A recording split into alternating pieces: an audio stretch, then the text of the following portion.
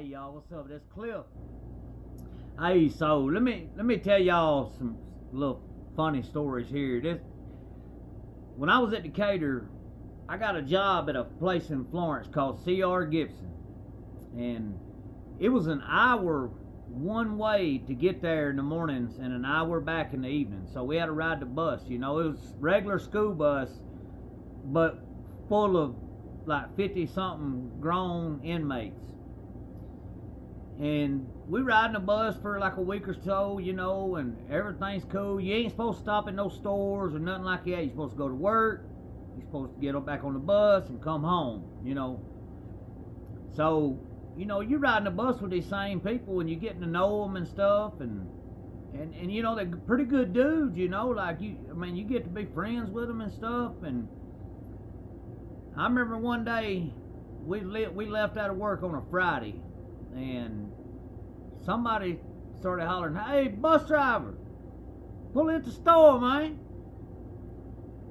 So the bus driver pulls in the store, and they start ponying, about 4 or 5 start ponying up some money to get some alcohol. And I said, "Oh shit, oh shit." Because you know how people, you might run up on somebody sober and you can't beat them, be the best person in the world. And then they can get to drinking and you don't even want to be around them. But anyway, so they pull in at the store in Florence, and the bus driver is going to try to hustle them and tell them for every one man that gets off of this bus, it's $1. Because he was wanting to get him something. And so they in there about to fight on the bus in the parking lot. They people with kids and pumping gas, and the bus driver's standing up, bucked up in the aisle, and 2 or 3 dudes just talking about, "Man, we'll bust your, blah, blah, blah," and I'm sitting in the back, and I'm like, "Boy, this right here is fixing to be a bad idea." Like, I just knew it. I knew when they started talking about get a 6-pack of tall boys and we'll just split them. I was like, all right. So, first of all, they almost get in a fight with the bus driver in the parking lot. And some people see it, some woman with her kids or whatever. Anyway, they go in, they get them a 6-pack of tall boys. And anyway, there's about 7 or 8 dudes back here that split them up, drank about half of it, give it to another dude. And they started to change a little bit. They got a little loose, and was cutting up. And it was fun. We was having a blast. I was laughing my tail off at them, And then the next Friday, now when we got back to the camp that day, somebody had called and told on us because they seen them about to get in a fight with the bus driver.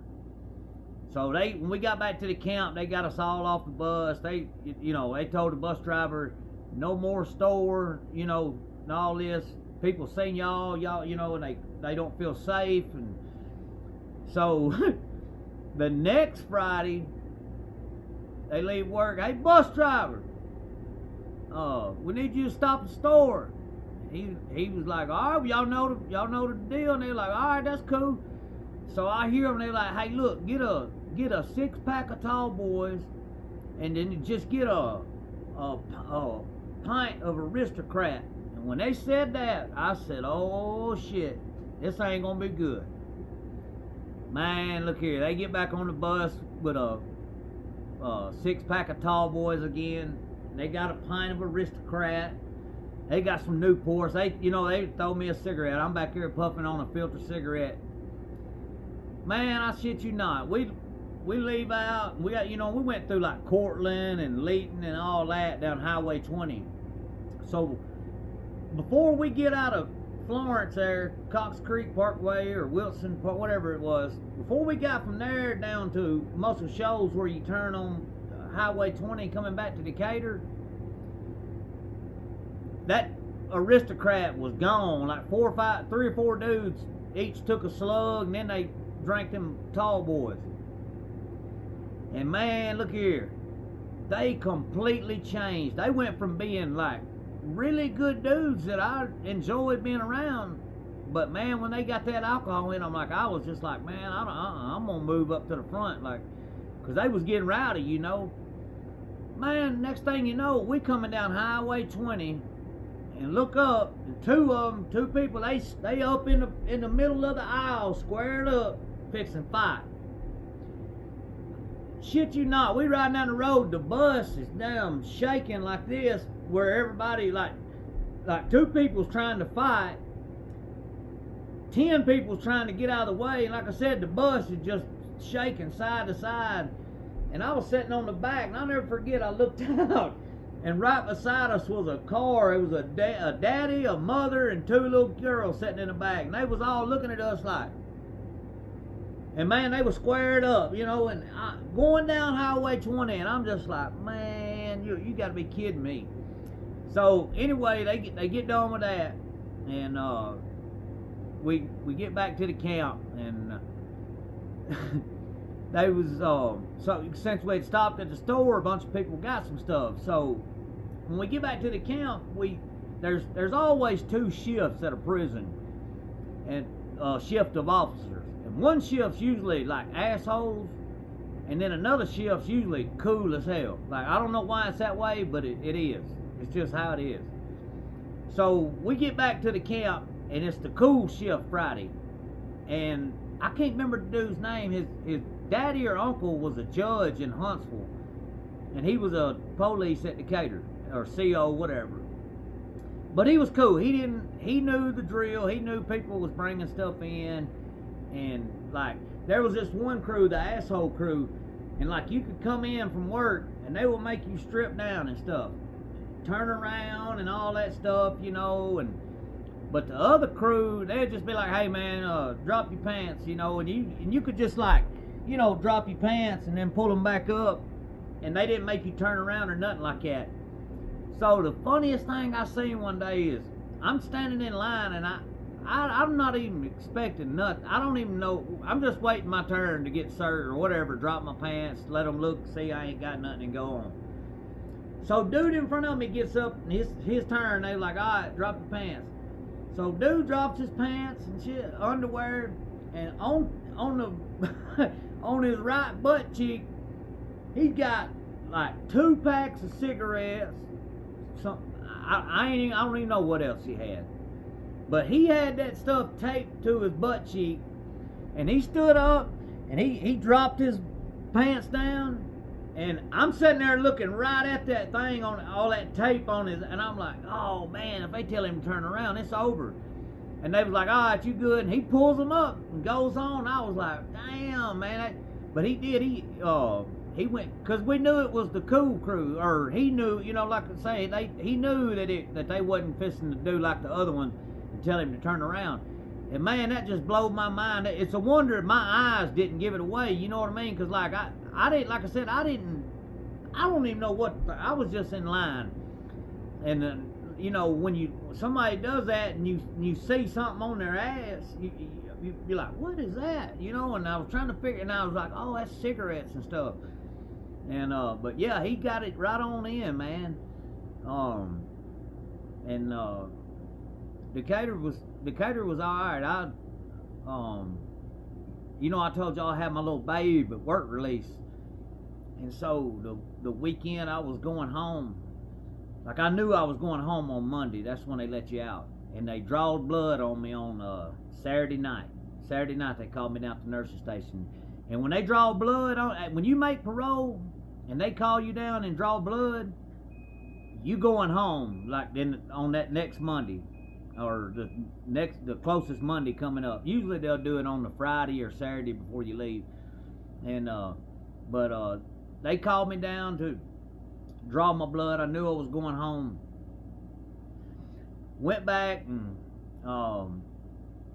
my buddy kept talking about getting a cell phone, man, all the time. Dude didn't know.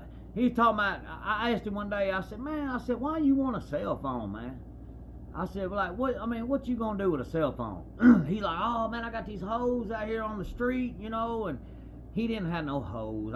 Me and him was friends on the street. And anyway, I entertained. I like listening to those liars. You know what I mean? Like, I just let them lie, you know, and it's just funny listening to them, because they'll tell you some shit. But he was like, oh man, I got these hoes and stuff, and you know, I blah blah blah, you know. And so anyway, one day I told him, I said, man, I said, you want a phone for real? He's like, yeah. And I said, how much are they? He said, $35 flip phone. I said, go on up there and get it. Here's the money. I gave him stuff. He went and got him a phone. Boy, he got him a little flip phone.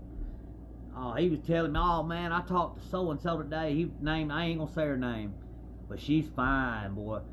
And he was like, oh, I talked to so and so today. She wanted to know how I was doing and stuff. And I was like, man, stop.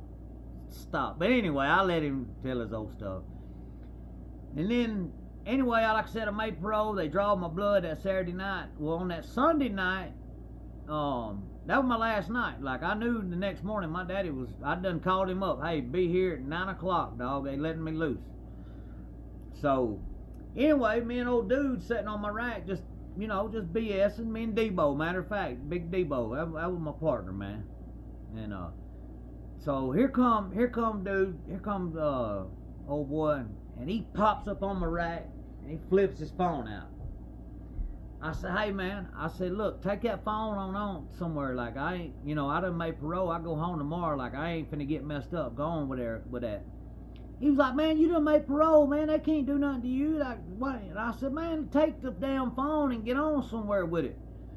And he was like, oh man, don't get scared. Don't get scared now. I said, man, get your ass on with that. And so anyway, he leaves, you know. It ain't 5 minutes later, here he comes back. Oh man, the sergeant just caught me with my phone up there, man. Oh god dang. Do you think they gonna take my SAP certificate, man? What? I said, no, motherfucker, don't get scared now. And it was funny how everybody around dying laughing because they had just heard what he said to me. And then it wasn't five. He left. When I run him off, he went back up to his dorm, and the sergeant popped him immediately, got his phone. And then here he come back, you know, and I said, no, motherfucker, don't be scared now. And then, so on that last weekend, that Friday, I knew when I was getting out Monday, so I started, in Alabama prison, you got to shave every day, or you got to tell them you're a Muslim and answer like certain questions about what was it, Jewish? You got to tell them something, you're a Jew or something. Yeah, something like that, to wear a beard. I never did do it, I just shaved every day. But my last weekend, I was like, man, I'm finna get out. I'm going to the Foundry in Bessemer. They got the babes down there and everything. So I started letting my beard, you know, I lined it up, you know, and it was shorter than this, but you could see it, you know, it was pencil thin. So I lined my little beard up and got everything straightened up on Friday, you know. So I get ready to go home on Monday morning, and I'm walking out and get ready to go out, and they stop you at the thing, and you got to sign some paperwork. And I can see my daddy out there. I'm like, what's up, daddy? You know, and man, this big ass lieutenant, big old woman. I get ready to sign the paperwork, and she said, what's that on your face?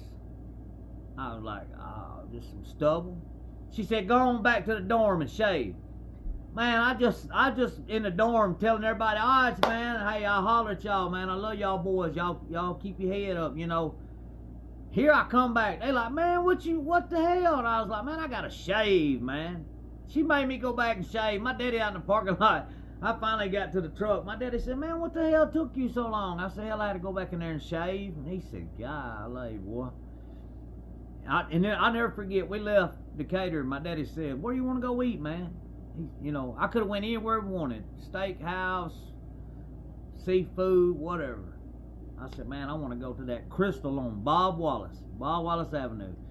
My daddy was like, that's what you want? You've been in prison 2.5 years, and you want to go to Crystal? I said, hell yeah. And so that was my first meal, man, out of prison, was Crystals. And but yeah, that was some wild times, man. Bobo, my bunkmate, he was something else. But we used to have some fun, man. Every night, there were about 4 or 5 of us, and we would get together and cook and stuff, and hang out and work out and stuff. And Decatur wow, man. I remember one day I was sitting outside on the weekend. I had my headphones in, had my shirt off. I was sitting back getting some sun, trying to get me a tan if I was about to get out, you know. And at Decatur, there's a train track that runs down behind the building. And there used to not be a fence around Decatur, and there's some projects over there. And like you could hear on Friday night, Saturday night, like you could hear the music playing in the projects, the block party or whatever, you know, like no lie, you could see it. And they said used to, before the fence went up, that people would like sneak out and go over there and party all night and hook up with women and stuff, you know. And so anyway, I'm sitting at the end of the building one day where because I knew I could smoke cigarettes down there and they wouldn't really mess with me. And you wasn't supposed to have your shirt off. You're supposed to have at least something on, like a wife beater or something. But I'm down there with my headphones in. I'm getting me some sun, smoking a cigarette, and I see this dude come walking up, and he's in prison whites. He ain't in free world clothes like me.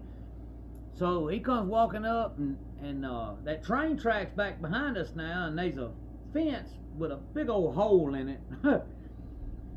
And I reckon they fixed the hole. But anyway, I'm sitting there one day and I'm leaned up against the building. I'm smoking a cigarette, chilling, listening to music. And I see this dude walks and he's standing right in front of me. And I'm thinking, man, like, what is this dude doing? Like, is he finna make a move on me or something? Like, is he finna try to, you know, jump on me? Like, what is it? Like, what's his deal, man? And he's just standing around, you know, like, antsy, and I'm like, man, something's going down. Like you know, in prison when something's going down, like you feel that, you know it. And I'm like, man, something finna go down. And all of a sudden, my man, he's like, and he jumps and he grabs a damn Walmart sack, pulls it down, and all of a sudden he jumps the other way and grabs another one. He got two big old Walmart sacks tied up. Boy, he tears out to his dorm. Somebody didn't come and throw him in the pack, you know. And I'm just sitting there watching it. I'm like, what the hell? But yeah, he jumped and caught one. He jumped and caught the other. Headed to the dorm. I was like, man, don't you look at this shit? Like, it like craziest stuff you can imagine, man. Like, somebody had walked down, his family or somebody, or homeboy, somebody had walked down behind the building. And it's broad daylight, man. Broad daylight. This was like 5:30, 6 o'clock on a Friday on Labor Day weekend.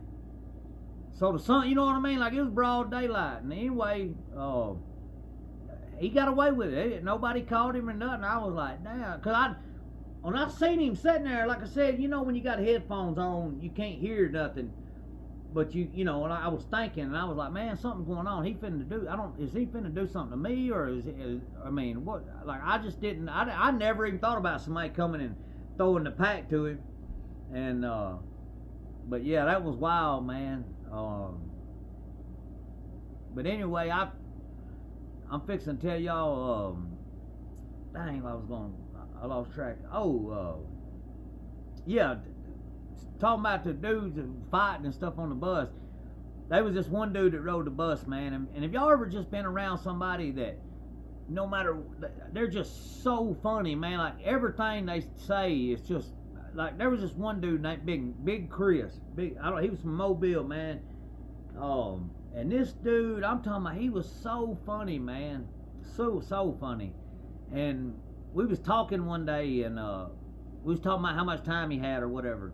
And apparently Mobile has two counties down there. You got Mobile County and Baldwin County. From what I understood, from what I was told in prison, Mobile County is like the other side of the tracks or whatever. It's where the blacks live. And then the Baldwin County is like the rich part of town or whatever, Mobile, you know. So anyway, old dude said, He said, man, let me tell you how I knew I was messed up, Cliff, when I went to court. He said, man, when they opened that door up to the courtroom, he said, I looked in there, and the judge had on one of them George Washington wigs. I said, man, stop it, man. And that dude, he was a nut, man. Like, George Washington wig, man. Them judges don't wear no damn George. But he said, man, I'm a black man too. He said, I seen that man had on that George Washington wig. He said, I knew it was over. I was like, boy, You something serious, man. Hey, but he was a good dude. I liked old Chris, man. We used to clown at work, man. I'm gonna tell you what, I mean, we would clown at work, but so anyway, that was a little bit about Decatur work release, y'all. And like I said, man, anybody that likes these videos, if y'all like, subscribe, ask questions, you know, whatever. If y'all know somebody that was there, I was locked up between like 2014 and the end of 2016, January 2014 through like October of 2016. So if y'all know anybody locked up during that time at Ventress or Decatur or whatever, you can ask me or whatever. And if, I know most people, because like I said, I got along with pretty much everybody. Like, I stayed out of everybody's way, you know. But yeah, if y'all don't mind, man, like and subscribe, man, I appreciate it. And I ain't done. I still got more to go. Hey, listen, I talked to a homeboy of mine yesterday. He's inside the joint right now. He told me that it's worth. He said right now at the level 4s, all level 4s in Alabama, he said it's as bad as it's ever been. The violence, the drug. He said right now it is. He said it don't matter what color you are. He said it's bad. And anyway, I'm gonna do an interview with him. I ain't gonna show his face, but I'm gonna let him call me on speakerphone, and I'm gonna talk to him, and then I'll record it on my computer, and I'll just set the phone up there, and you know we'll talk. But I'm gonna talk to him and let him tell y'all firsthand. He's there. He's in the trenches right now. So, all right, y'all. I appreciate it.